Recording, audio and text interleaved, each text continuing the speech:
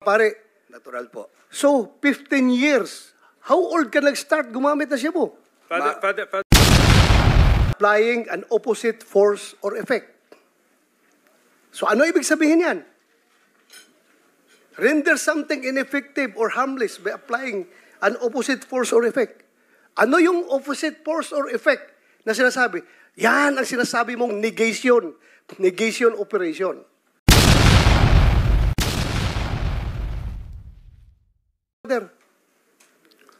Shabu po, o bago pa mag-shabu, Pare ka na noon? syempre hindi pa ho. Hindi ka pa pare. Natural po. So, 15 years. How old ka nag-start gumamit na Shabu?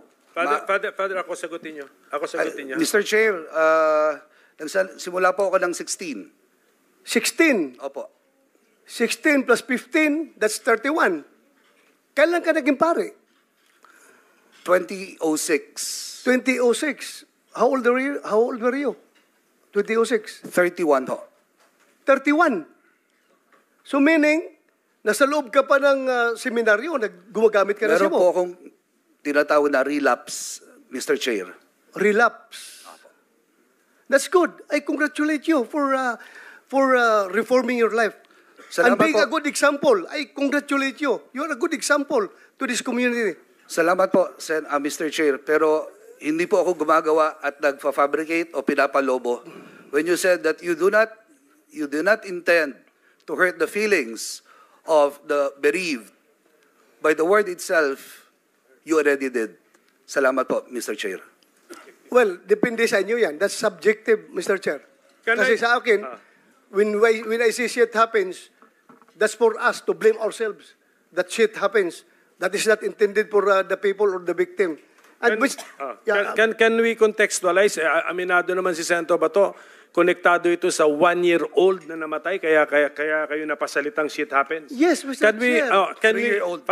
Ilan? Mr. Chair, 3-year-old. 3 years old daw. Na nangangarap ding Okay. maging police. Yeah. Sige, Father, ikaw familiar sa what happened doon sa 3 years old na namatay? Sige nga, so that we will see the... Sa pagkaalala ko po ito po ay isang police operation at ang hinuhuli nila yung anak, ay yung tatay, at dahil dito ay nadamay po yung anak, ano? Nadamay yung anak at namatay yung anak. I wouldn't want to give any Saan po yun? I wouldn't want to give Okay, any place and then date, and then sa incidenting yun, yung 3 years old lang ang namatay? kasama po yung ama, Mr. Chair. Kasama ang ama. So, yun. That is the context, ha? Yan, Yes. yan yung context, ha, na nangyari ito. Yes, Mr. Chair, wala naman talagang pulis gustong pumatay ng bata. Kaya nga sabi ko, shit happens. Tinamaan yung bata sa crossfire. Kaya nga, nangyari yun. But Father, sa investigation ninyo, official police operation yon, na-confirm na ninyo sa HQ? It was po. Kaya Okay, may mga pangalan ng operatives. I think meron po, Mr. Chair, and ayaw kasi mag-appear po nung... Paki-organize na lang po yung data kasi Opo. isa na yan sa napag-usapan natin ngayon. We are interested in that police operation na may 3-year-old na namatay. Yes, kasama ng kanyang papa siguro, papa? Yes, kasama po. papa. Oh, sige. Mr. Chair, na-autopsy rin po ni Dr. Raquel Fortun ang bata. So she can objectively provide the truth in this committee. Salamat po. yeah, Mr. Chair. Senator Bato. Another question. Yung inimbestigahan ninyo, Father, na mga kaso, marami yon sinabi mo. And you have evidences. Meron kayong proof na sabi mo nga, binalian ng kamot. Sabi mo, may mga revolver na paulit-ulit na ginagamit as exhibit. Then, sa haba ng panahon, Father, ilan na pong kaso na file ninyo pertaining to those cases that you have investigated? Ilan na pong kaso na file ninyo? Can I respond, Mr. Chair? Respond to the best of your ability. Okay. Pero hindi naman, I don't think it's responsibility ninyo to file the cases. Pero sige, yeah, just... Precisely. Mr. Chair, but since concern siya, advokasya niya yan, he should see to it that justice must be served to these victims. Hindi po ba mas responsibility ng pulis yan? Responsibility nga ng police, Mr. Chair, pero sila nag-imbestiga, he's providing. Otherwise, kung hindi siya tumulong para mapile yung kaso na yan, halata ng ginagawa niya, puro propaganda. Nagpo-propaganda lang siya. Nagsasabi siyang ganon. Hindi pala siya interested na makuha ang hustisya. Hindi niya pinaluap sa pulis kung nakasuhan na itong mga gago na ito. Because I, for one, I want justice to be served. Lalong-lalo na yung mga inosente na pinatay. Dapat talaga, Father. Baka mas pwede pa akong maging pare kung tutuusin. Kasi gusto ko talaga kung if I have the goods, I have the evidence as you showed that a while ago. Bali-bali na, halatang binugbog mo na bago pinatay eh. Di ba? So, you should pinaluap mo sana yun, napile yung kaso. Kung hindi mo pinaluap, well, masasabi ko hanggang propaganda ka lang, Father. Thank you, Mr. Chair. Mr. Chair. Father, Senator Risa wants to interject something. Sige, Senator Risa. Salamat kayo, Mr. Chair. Brief interjection lang. May expression kanina na what's the fuss. I think dahil lahat tayo, lahat around the table, ayaw nga natin na may nangyayaring ganito na may batang nako-crossfire. And a good number of us, ayaw din natin ang buong sitwasyong ito na nagkaroon ng EJ case, nagkaroon ng war on drugs. And secondly, Mr. Chair, for the record, ilang beses na rin nagkaroon ng pagdududa sa motibo ni Father Flavi sa pagharap sa ating komite. I think na he doesn't deserve that dahil pinepresume po ng ating komite na all our resource persons humaharap sa atin in good faith. So kung maaari ko lang i-make of record yan, Mr. Chair, na buong loob akong nananalig sa good faith ni Father Flavi sa pagharap sa atin at pagpresenta nung karanasan at ebidensya na meron ang Project Paghilom. For the record, Mr. Chair. Father, you don't mind being asked these hard questions naman, di ba? No, except that Okay, answer to the best of your ability. Salamat po. And Mr. Chair, I would like to acknowledge the intervention of Senator Riza. Hindi po uso at hindi po nasa bokabularyo ko ang pagbublot ng katotohanan at pagpapropaganda. Ito po ay ginawa ko sapagkat bago pa magkaroon ng patayan sa nagdaang administrasyon, meron na tayong isang lugar kung saan tinatawag na kalinga. Nagpapaligo, nagpapaaral, at meron pang only rice ang mga homeless. 2015. But when 2016 started and came in, dahil ang pinatay mostly are breadwinners, I was already thinking in advance na ang mga naiwan na pamilya, kapag hindi natulungan dahil breadwinners ang namatay, they will also end up in the streets. So to address that issue, we created Program Paghilom to help provide the core competence of psycho-spiritual interventions. Yun po ang hugis ng hustisya na nais namin ipaabot. Take note that justice has different facades. Isa lang po ang korte, o ultimate ang korte. But being able to rise up in the morning para magtrabaho, ang anak kahit kandila, magsulat at mag-aral mabuti, para sa akin, katarungan na po yun. Hugis po ng katarungan yon. Now, to address the cases, there are cases that are being addressed. There are cases that have fallen into our hands and they are ongoing. I will not outline it here, but submit the records. Second, if there are really cases of danlaban, let me now throw this question.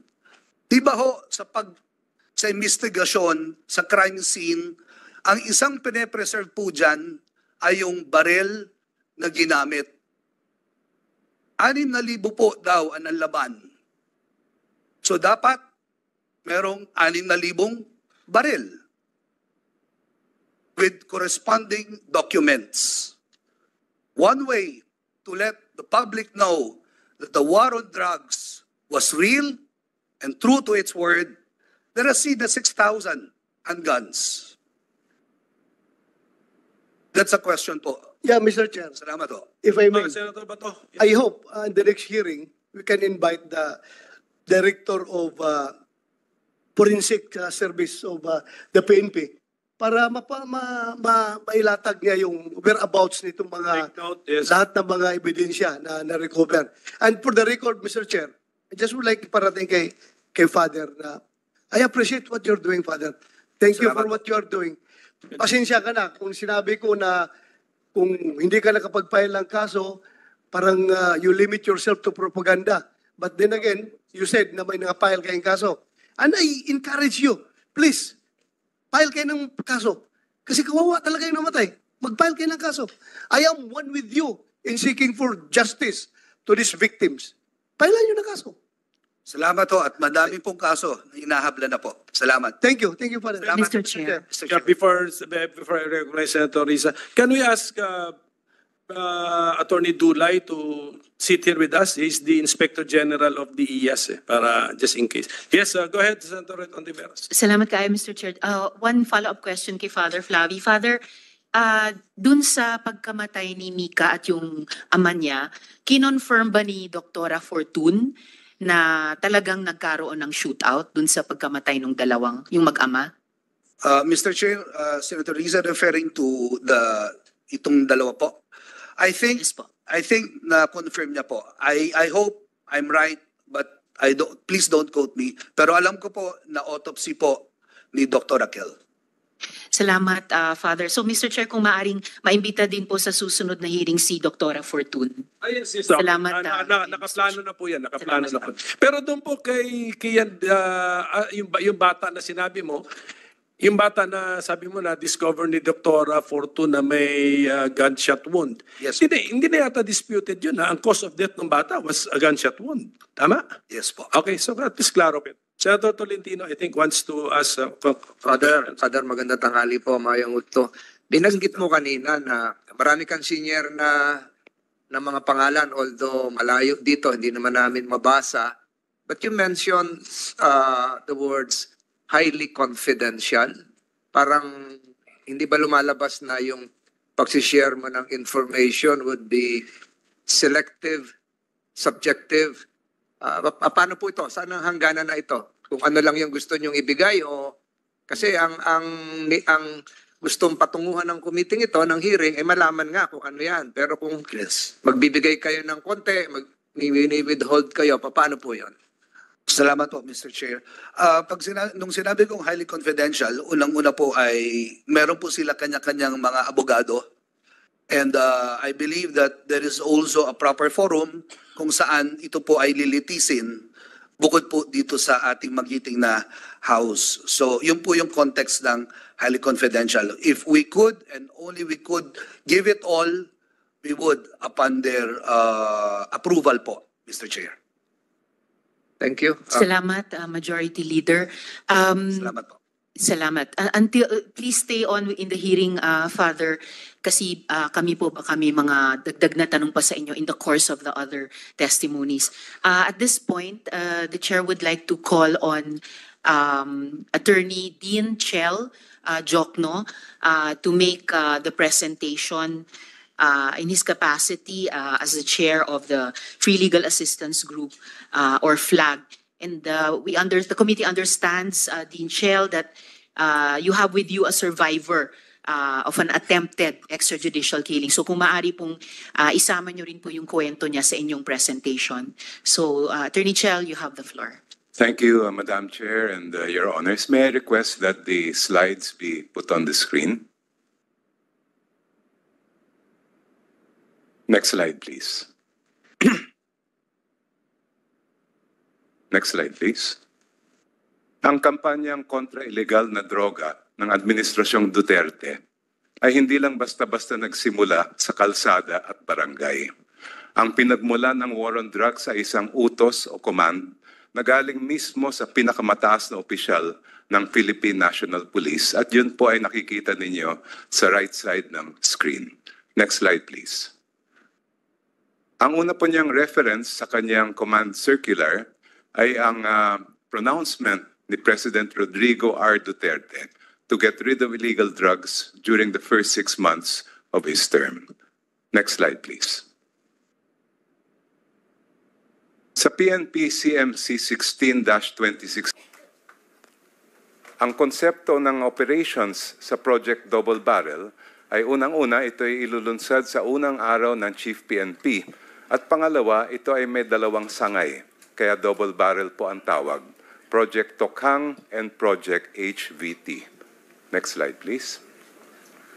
Ayan po ang diagram ng double barrel. Project HVT ay high value target at Project Tokhang ang lower barrel. Ano ngayon ang ibig sabihin po, next slide, ng Project Tokhang? Yan yung alam natin ng mga house-to-house visit ng pulis sa mga pinaghihinalaang sangkot sa illegal na droga. Next slide. Ano naman ang Project HVT?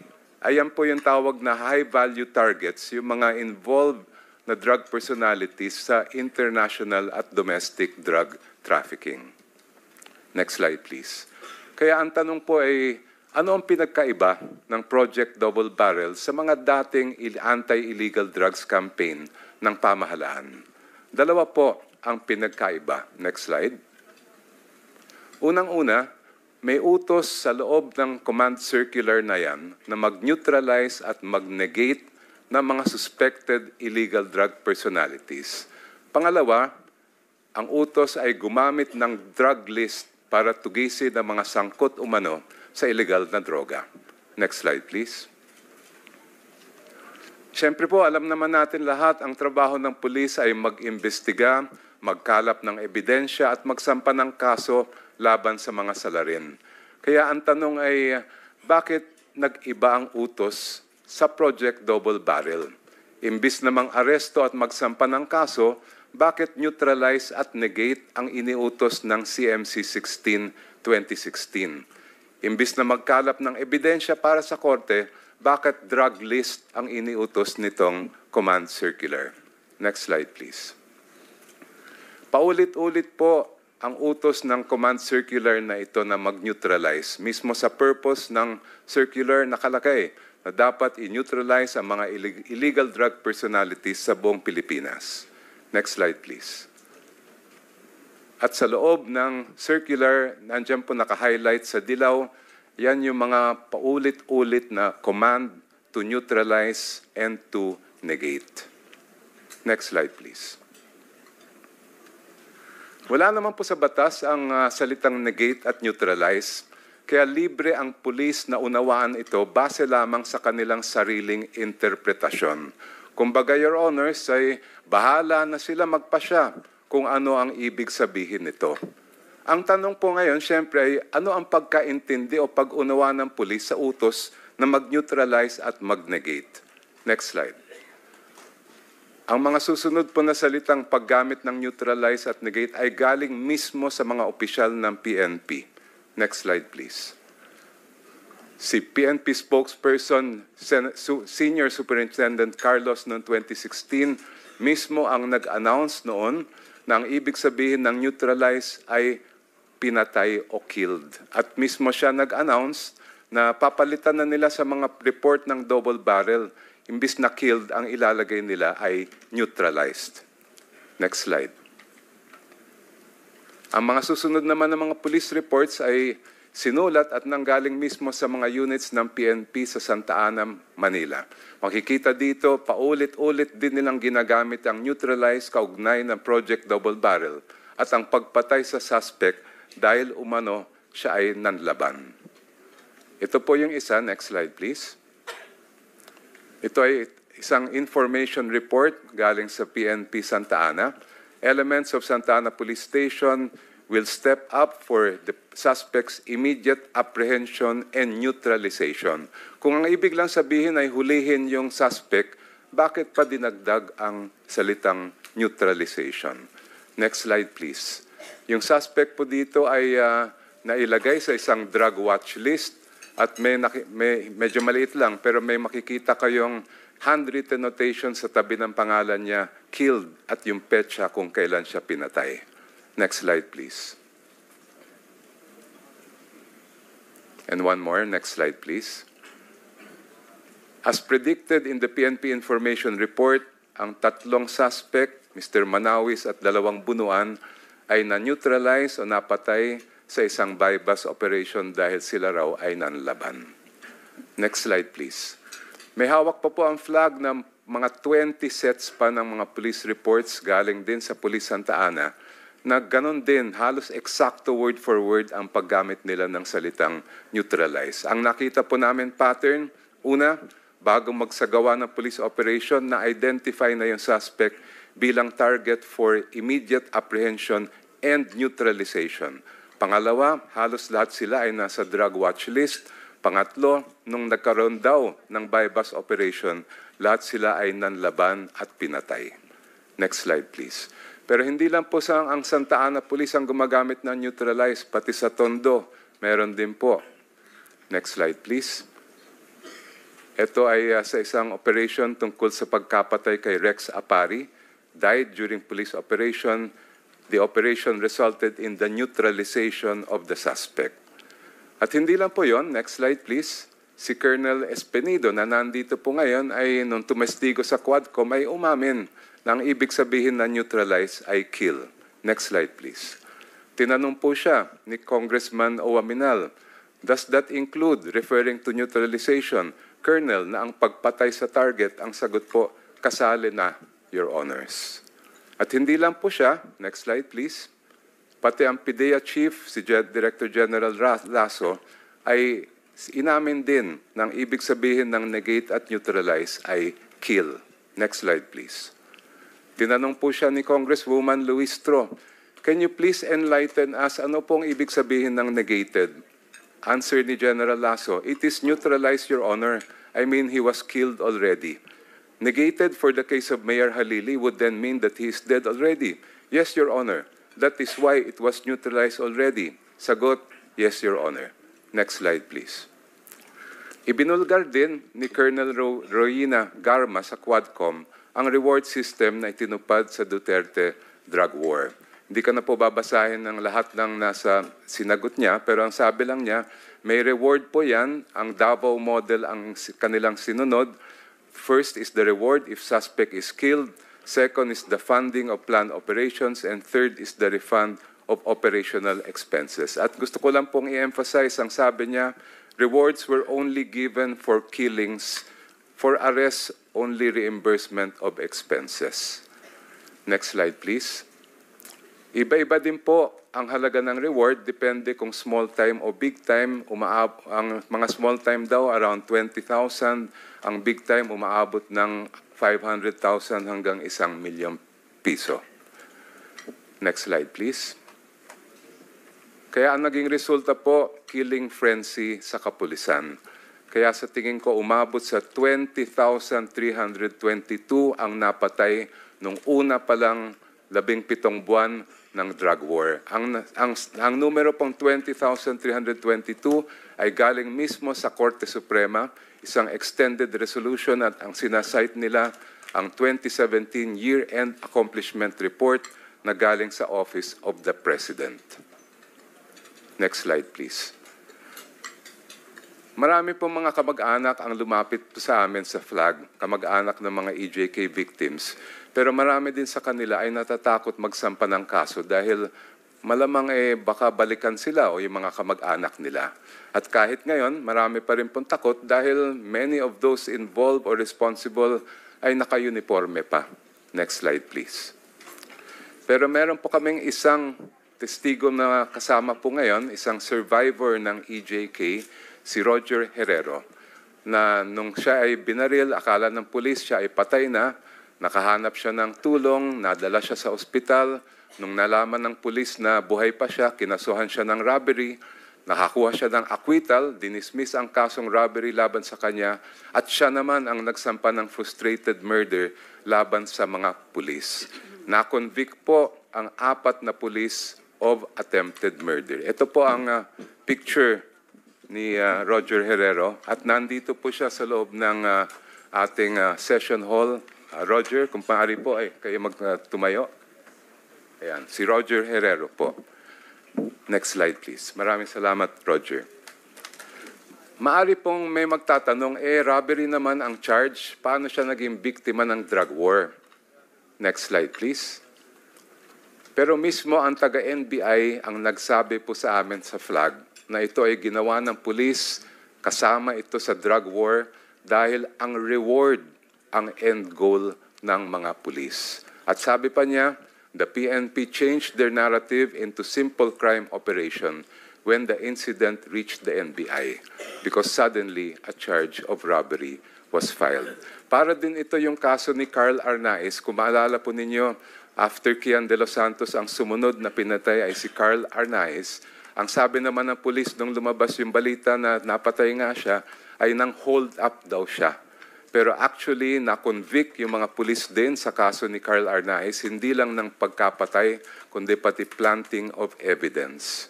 Kaya po kami nababahala sa mga nangyayari at sa mga nangyayari mga kaso nung panahon ng war on drugs. Ready po anytime mag-testify si Roger Herrero. Nasa committee po. Thank you. Roger Herrero, no? Okay. Yes, sir. Sige, are you done? Yes, thank you. And then ikaw, Attorney Jokno, marami kang kliyente na victim families ng EJK, kaya familiar ka sa issue na to? Yun po ba yun? Meron po at meron kaming inihain na kaso sa Korte Suprema sa ngalan ng 3 kliyente namin na nando pa rin at nakapending sa Supreme Court. Kliyente, meaning to say, namatayan na mga pamilya? 3 po sila. Yung isa, si Jefferson Soriano, ay survivor din ng EJK. Okay. Yung isa, si Rowena Apari, ay nanay ng napatay na nanlaban daw. At yung pangatlo ay relative po rin ng isang EJK victim. Okay, pero EJK po ito. Since familiar ka naman sa background facts, yung mga attempted EJK or victim ng EJK, sa ngalan ng war on drugs ang operation ng police? Yes. Okay. So, Yes, Your Honor. siguro kaya nyo naman siguro i-organize po yung data. Bigyan nyo po kami ng information. Sure. And Of course, Your Honor. dahil dyan sa pag-aaral mo sa issue na ito ay na-encounter mo ngayon yung Memorandum Circular 16-2016. Yes, Your Honor. Sino po nag-issue nun? Si Chief PNP noong panahon na yon, ngayon Senator Ronaldo Bato de la Anong Rosa. date yon? Ronald lang, Ronald. Ronald. Walang O. Sorry po. Anong date yung MC 2016? July 1, 2016. Okay, July First day po niya sa July 1, pagpupo bilang 2016. Chief PNP. And as an experienced lawyer, napansin mo doon ang pag-insert ng anong mga salita? Na alanganing salita? Neutralize po at negate. Nawalan. Negation ata nang nandun, ano? Yes. Anong mas madalas gamitin doon? Neutralization? Neutralization. Yung negation, ilang times na bang 5 ginagamit? beses po nabanggit yung neutralize at 2 beses nabanggit ang negate. Negate. So, sa pag-aaral mo, just in case you know, sa mga police material, is this the first time na ginamit ang neutralization, neutralize, negation, negate? May mga 1 or 2 na mga police documents na nakita ko po yan, pero wala akong alam na may ganyan sa mga utos sa drugs, lalong-lalo na sa war on drugs, kundi ito lang CMC 16-2016. Pero yung mga naalala mo na-encounter mo yung terms, in what context mo naman sila na-encounter? In police documents? I think it was pointed out by then Justice Carpio in one of the hearings, the oral argument during the Almora case, the war on drugs case. Siya po ang nagbanggit po sa amin nung kami nakaharap sa Supreme Court. Alam mo, diniscuss ko na rin sa staff ko yan eh. What would be a better word to replace neutralization or negation if you do not have killing as included in the meaning of the word? Sige, can I benefit from your presence, Attorney Jokno? Kaya nga po ako nagtaka dahil alam naman natin na ang tungkulin ng pulis ay manghuli, mangkalap ng ebidensya at magsampa ng kaso. Yun yung hinahanap namin sa command circular. Mang-aresto kayo, kumuha kayo ng ebidensya, mag-file kayo ng case. Nung nakita namin paulit-ulit yung negate at neutralize, sabi po namin, bakit ito ay nailagay doon? Kung ang purpose ay mang-aresto, bakit hindi na lang ginamit yung salitang aresto? Mr. Chair? Okay, at Senator Bato? Yeah, Mr. Chair. I just would like to react. Yung insistence ni Atty. Jokno about using the word neutralize na puro killing lang ang gusto niyang palabasin.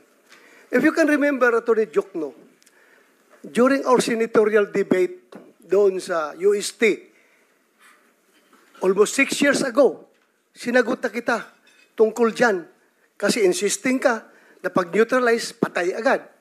Sinagot na kita extensively doon sa debate na yun. Kaya nga siguro ako nanalo. Ginawa akong senador ng taong bayan. Dahil nasagot ko yung tanong mo na yun. If I will give you the Google meaning of neutralize, ito pong nakasabi.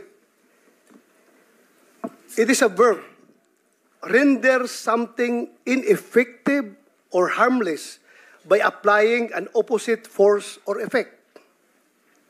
So ano ibig sabihin yan? Render something ineffective or harmless by applying an opposite force or effect. Ano yung opposite force or effect na sinasabi? Yan ang sinasabi mong negation. Negation operation. Paano gagawin yan? Kasi sabi mo, gusto mo magpulis-pulisan eh. Gusto mo yung term ng pulis, talagang insist yung gusto mong meaning eh.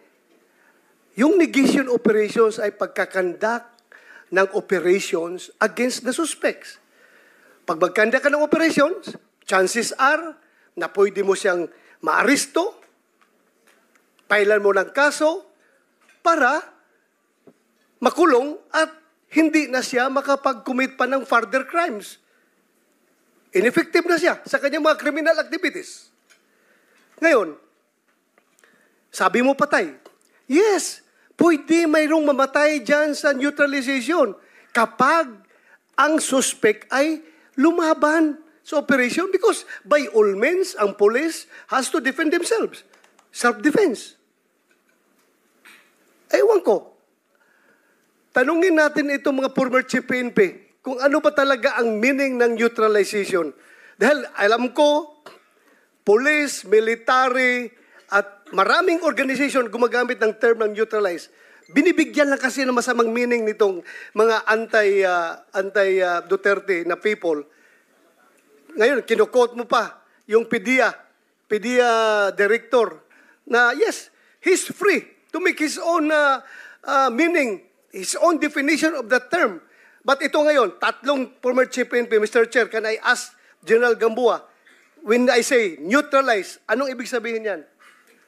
You have the floor. These three former PNP chiefs came after the PNP chief Bato. So tama. So, correct. Yes. And if indeed that memorandum that I signed, cited by Attorney Jokno, was true, then they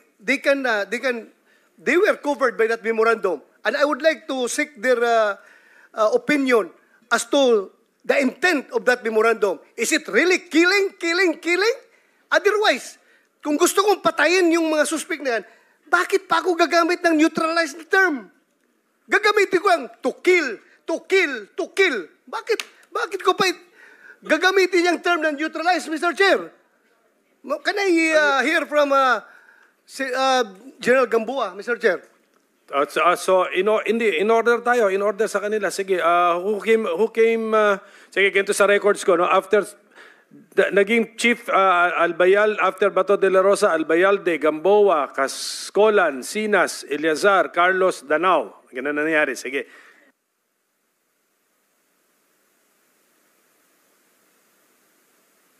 Okay, the question of Senator Bato, he wants to direct it first to at ito, lawyer pa pala itong ating lawyer, former police chief, Attorney Archie Gamboa.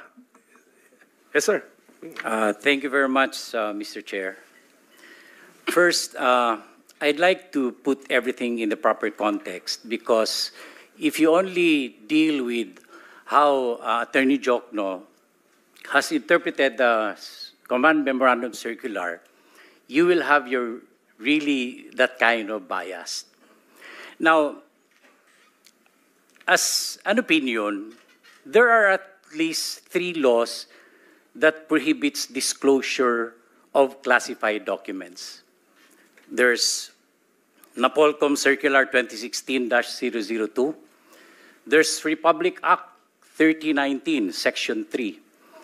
And there's Republic Act 6713, Section 7. All of this prohibits on the part of the government employee to divulge plans like this. For your information, that plan that was presented is classified as confidential. There are limits to the access of that. Why? Because while it may not endanger national security, peace and order, and public safety, it might be prejudicial to the interest, prestige of national government activities. It may cause administrative embarrassment. It may cause unwarranted injury, and it may be advantageous to other nations. I am telling this because, first and foremost, those documents are not supposed to be accessed by the public. But this responsibility lies on the government employee themselves. Pero ito, wala na tayong magawa, Mr. Chair, dahil lumabas na siya. Now let's go back to how policemen would interpret this. Before we became members of the Philippine National Police, we were members of the Philippine Constabulary. And the word neutralization can often be found in operational plans of the military. It's always there. So probably, as we transition to the now Philippine National Police, we carried the same interpretation. Now, if you look at the entire CMC, the Command Memorandum Circular, in the coordinative portion, it emphasizes respect for human rights as embodied in the 1987 Constitution, respect for police operational protocols, it's all there. So if you take it in its entire context, you don't necessarily mean neutralization is killing. Because it may cause, no? There's a question of bakit nag-iba ang shift ng strategy ng PNP to double barrel? Bakit merong tukhang, merong HVT na sinasabing nagde-determine ng drug list? When you are a member of the military, even in our campaign against the insurgents, we always start with the order of battle. The order of battle is the list of suspected communists, be it armed guerrilla or even legal fronts. Because this is where you start your work. Because if you start from nowhere, where are you going to go? That's why in our campaign against illegal drugs, we start with a drug list, those that are listed. And then from there, we develop strategies first to look at them, maybe if we can file the appropriate cases or conduct probably bypass operations. Ang mahirap kasi if you take this into just one context and one page, actually I have listed that during the CMC 2016, there was a mention 4 times, page 3, page 12, page 15, and page 16, and negation in page 5. But if an ordinary policeman would interpret this, it means it will still be based on how the law operates. As a chief PNP and as a lawyer, I would not allow that it will go out of the bounds of the law. Mahirap kasi pag kunin mo yung context na iisang page lang or dito ka lang sa neutralization. Why don't you go through the different pages? This is a memorandum circular covered by almost 18 pages. And take the interpretation in its entirety.